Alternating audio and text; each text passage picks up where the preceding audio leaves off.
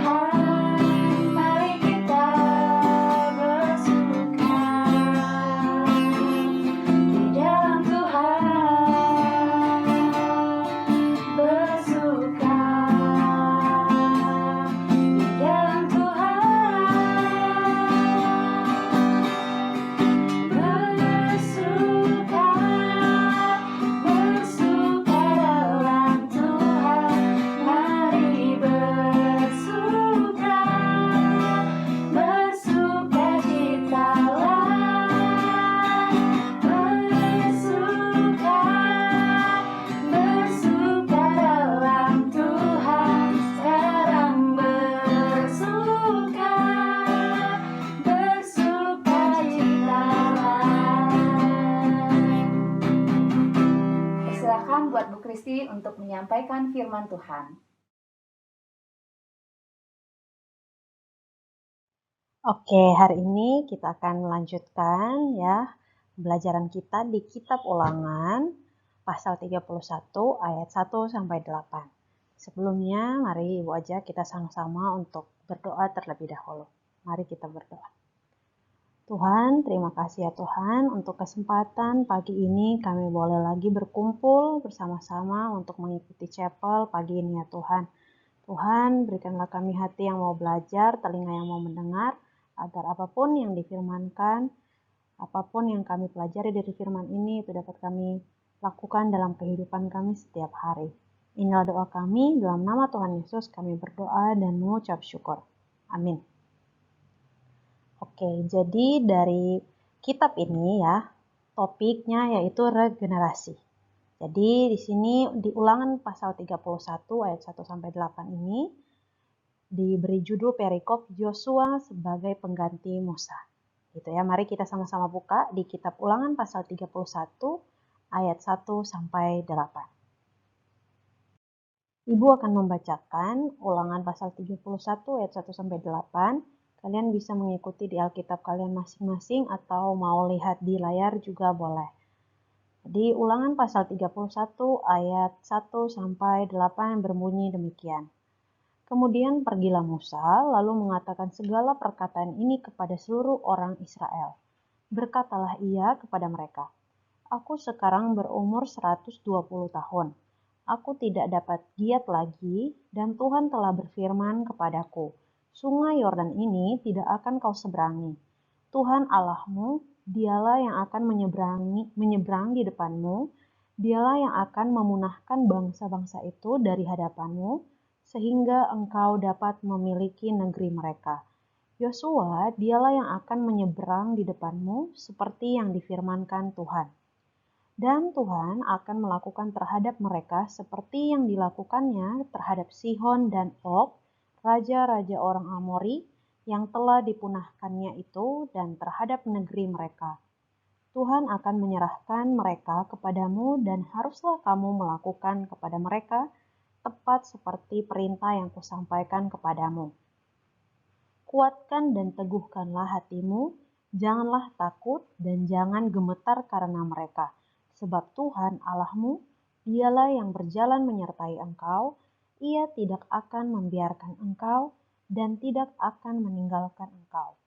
Lalu Musa memanggil Yosua dan berkata kepadanya di depan seluruh orang Israel, "Kuatkan dan teguhkanlah hatimu, sebab engkau akan masuk bersama-sama dengan bangsa ini ke negeri yang dijanjikan Tuhan dengan sumpah kepada nenek moyang mereka untuk memberikannya kepada mereka, dan engkau akan memimpin mereka sampai mereka memilikinya. Sebab Tuhan, Dia sendiri akan berjalan di depanmu, Dia sendiri akan menyertai engkau, Dia tidak akan membiarkan engkau, dan tidak akan meninggalkan engkau. Janganlah takut dan janganlah patah hati." Demikian firman Tuhan. Nah, apa yang bisa kita lihat dari perikop yang tadi kita baca? Jadi, yang pertama di sini ya, di sini Ibu sudah berikan ringkasan gitu ya mengenai perikop yang tadi kita baca. Yang pertama itu Musa sudah berumur 120 tahun. Jadi, Musa ini sudah sangat tua ya. Kemudian yang kedua, Musa tidak diizinkan Tuhan memasuki tanah Kanaan karena melanggar perintah Tuhan. Jadi kita bisa baca ya, apa pelanggaran Musa sehingga dia tidak diizinkan Tuhan untuk masuk ke tanah Kanaan, ada di Bilangan pasal 20 ayat 7 sampai 12. Jadi di situ Tuhan memerintahkan Musa ya untuk mengumpulkan bangsa Israel dan berkata-kata di bukit batu untuk mengeluarkan air, tetapi yang dilakukan Musa malah dia memukul bukit batu sehingga airnya keluar. Jadi Musa tidak mengikuti perintah Tuhan gitu ya. Akhirnya Tuhan melarang dia untuk masuk ke tanah Kanaan. Seperti itu. Nah, kemudian yang ketiga, Musa mengingatkan bangsa Israel betapa luar biasanya kuasa Allah yang telah menuntun mereka. Jadi meskipun Musa ini sudah menuntun bangsa Israel ya bertahun-tahun, tapi akhirnya dia tidak diizinkan Tuhan untuk masuk ke tanah Kanaan, tetap Musa ini dia mengingatkan bangsa Israel begitu ya, betapa kuasa Allah itu luar biasa. Jadi dia tidak ini juga ya, tidak marah gitu, tapi malah dia mengingatkan bangsa Israel. Kemudian Musa menyampaikan penggantinya yaitu Yosua sebagai pemegang otoritas atas bangsa Israel. Jadi karena dia sudah tua juga dan dia juga tidak bisa membawa bangsa Israel masuk ke tanah Kanaan, dia ini ya menunjuk Yosua, ya pasti itu dari Tuhan juga ya yang memilih untuk menggantikan Musa. Jadi Yosua akan menjadi pemimpin bangsa Israel memasuki tanah Kanaan. Kemudian Musa menyampaikan janji Tuhan yang akan menolong mereka masuk ke tanah Kanaan. Jadi kalau kita baca mungkin bangsa Israel ya ada rasa takut atau lain sebagainya gitu ya ketika mereka tidak dipimpin lagi oleh Musa gitu ya. Apakah mungkin mereka ragu apakah mereka bisa masuk ke tanah Kanaan tanpa pimpinan Musa? Tapi di sini Musa menguatkan gitu ya, menyampaikan janji Tuhan bahwa Tuhanlah yang akan menuntun mereka, memimpin mereka, berjalan bersama-sama mereka gitu ya, dengan pimpinan Yosua juga gitu.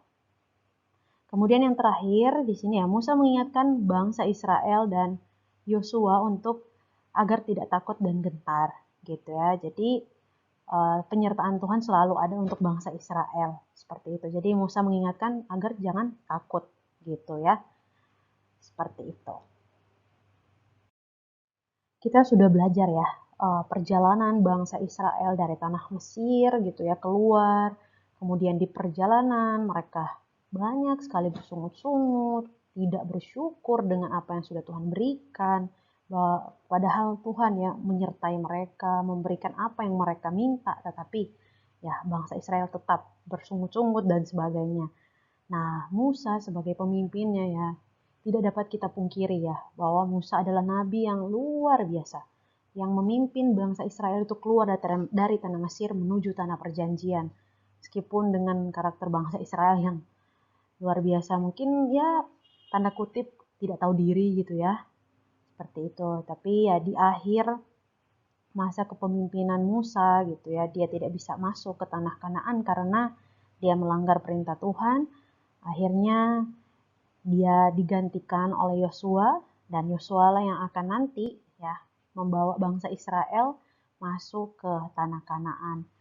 Tetapi meskipun Musa tidak masuk gitu ya ke tanah Kanaan, dia tetap mengingatkan gitu ya bangsa Israel, dia tetap menguatkan Yosua untuk ya jangan takut gitu ya, karena Tuhan ada bersama-sama dengan mereka. Seperti itu. Di sini Ibu sorot gitu ya satu ayat, yaitu Ulangan pasal 31 ayat 6. Berbunyi demikian ya, kuatkan dan teguhkanlah hatimu. Janganlah takut dan jangan gemetar karena mereka. Sebab Tuhan Allahmu, dialah yang berjalan menyertai engkau, ia tidak akan membiarkan engkau dan tidak akan meninggalkan engkau. Nah, ayat ini disampaikan Musa gitu ya kepada bangsa Israel, disampaikan juga kepada Yosua kalau ya mereka harus ya menguatkan hati, teguhkan hati gitu ya, jangan takut. Mungkin di selama perjalanan menuju ke tanah Kanaan banyak gitu ya tantangan, entah penduduk di tanah Kanaan itu dan sebagainya, mungkin mereka bisa berperang, mereka takut kalah dan sebagainya. Tapi Musa di sini mengingatkan gitu ya, jangan takut karena Tuhan yang berjalan bersama mereka.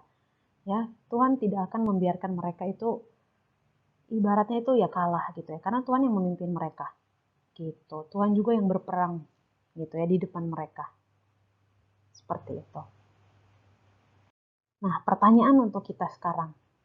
Seberapa sering kita merasa takut untuk menghadapi situasi yang baru? Jadi situasi yang baru ya bisa aja misalnya kita masuk ke sekolah yang baru gitu ya. Kita nggak kenal siapa-siapa. Kita nggak kenal gurunya, kita nggak kenal teman-teman kelas kita gitu ya. Nah, mungkin kita pernah merasa takut, apakah saya bisa nih bergaul, apakah saya bisa beradaptasi dengan lingkungan yang baru gitu ya. Mungkin biasanya kita bergantung sama orang.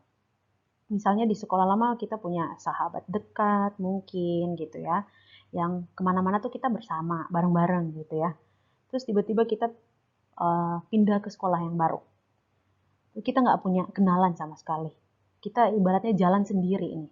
Nah, pasti kita banyak perasaan takut gitu ya, cemas gitu. Apakah saya bisa nih beradaptasi? Apakah saya bisa bergaul sama teman-teman yang baru?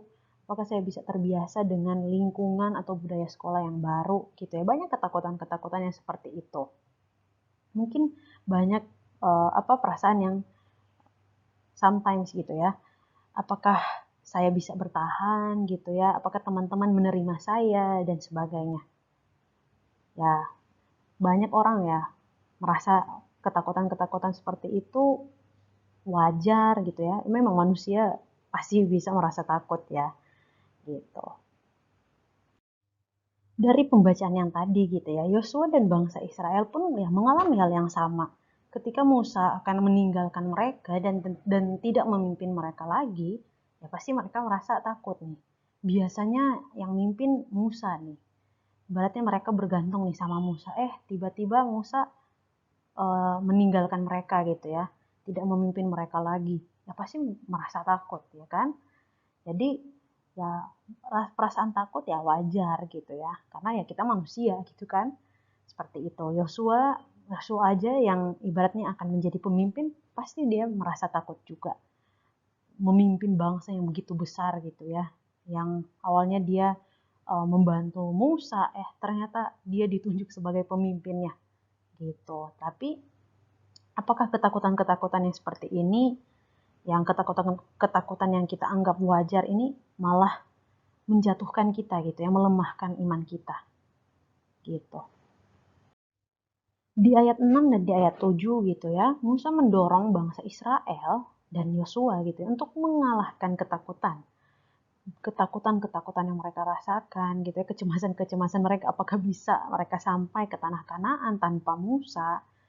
Nah, Musa itu malah mendorong, menguatkan bangsa Israel dan Yosua sebagai penggantinya untuk mengalahkan ketakutan yang mereka rasakan dan mengikuti kebenaran Allah. Jadi Musa kan bilang, Tuhan yang akan menyertai kalian. Nggak usah takut, nggak perlu takut. Kok Tuhan kok yang berjalan bersama-sama dengan kalian. Gitu. Tapi ya namanya manusia gitu ya, yang kadang-kadang kurang percaya gitu ya. Meskipun sudah dikasih tahu nih kebenarannya seperti ini, pasti masih aja ada ya perasaan-perasaan yang ragu dan sebagainya. Itu pasti kita juga merasakan pernah seperti itu ya. Tetapi ya sebenarnya gitu ya, nggak ada alasan kok. Tidak ada alasan untuk gentar terhadap masa depan yang tidak pasti. Ya masa depan kan kita nggak tahu ya. Beberapa jam kemudian aja kita nggak bisa tebak gitu apa yang akan terjadi. Nah, jadi tidak ada alasan untuk kita gentar, kita takut, kita cemas terhadap masa depan yang tidak pasti. Karena satu alasan, ya Allah menyertai mereka. Mereka di sini ya bangsa Israel. Begitu juga dengan kita ya, Allah menyertai kita kok. Jadi kita nggak usah takut, ter apa dihantui dengan rasa-rasa ketakutan kita. Malah kita nggak maju-maju gitu ya. Kita mau buat ini, takut Kita mau buat ini, takut Takut gagal, takut salah, dan sebagainya gitu ya. Mungkin simple ya, contoh simple di kelas. Misalkan ada guru gitu ya kasih pertanyaan, terus kalian mau coba nih jawab, mau klik tombol raise hand, tapi ragu-ragu, takut salah. Nanti kalau salah diketawain sama teman-teman, nanti kalau salah diledekin dan sebagainya. Ya, itu kan perasaan-perasaan takut yang simple, sederhana yang sebenarnya nggak perlu.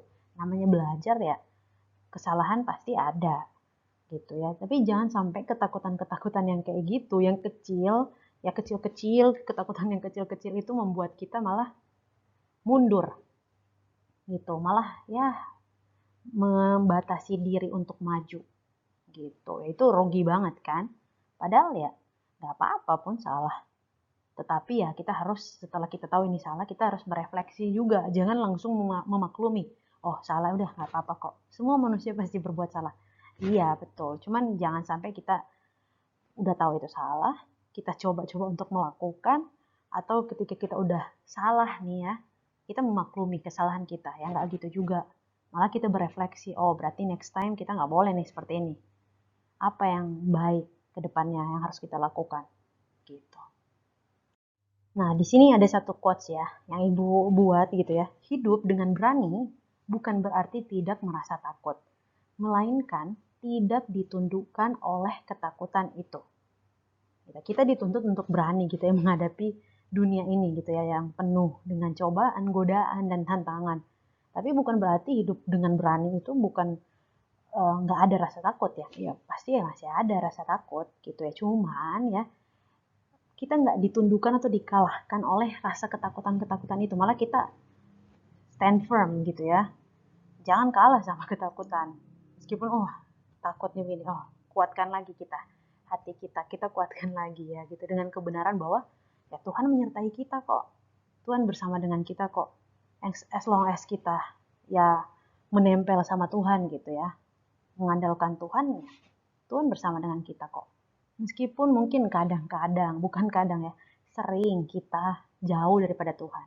Tapi Tuhan nggak bakalan pernah meninggalkan kita kok.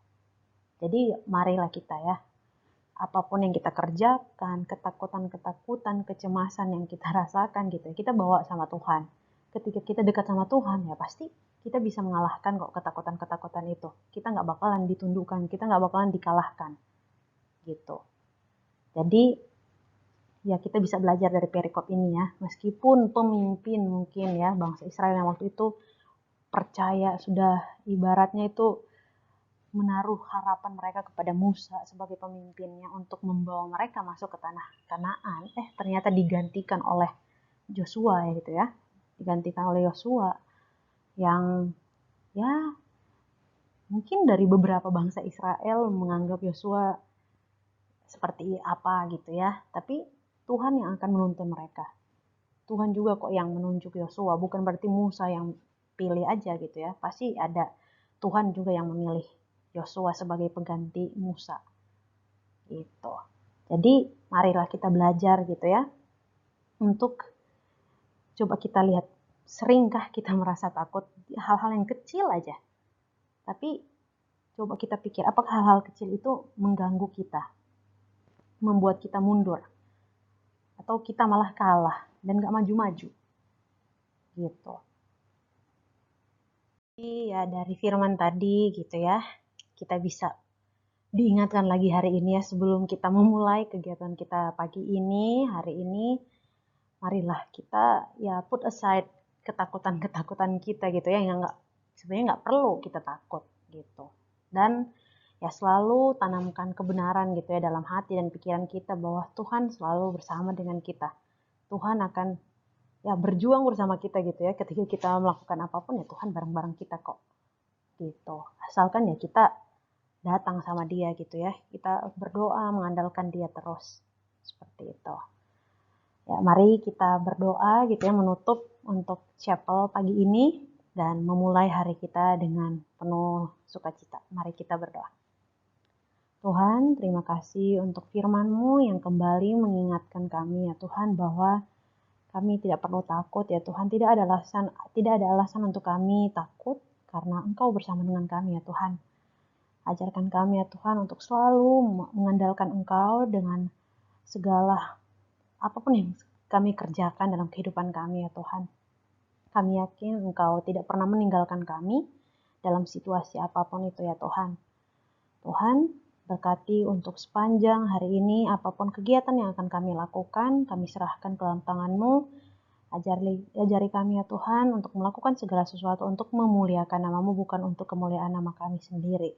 Inilah doa kami, dalam nama Tuhan Yesus kami berdoa dan mengucap syukur. Amin. Oke, sekian untuk chapel kita pagi ini. Ya, semangat untuk hari ini. Semoga kalian gak ada yang ngantuk-ngantuk gitu ya. Penuh dengan sukacita sampai jam terakhir nanti. Oke, Tuhan Yesus memberkati.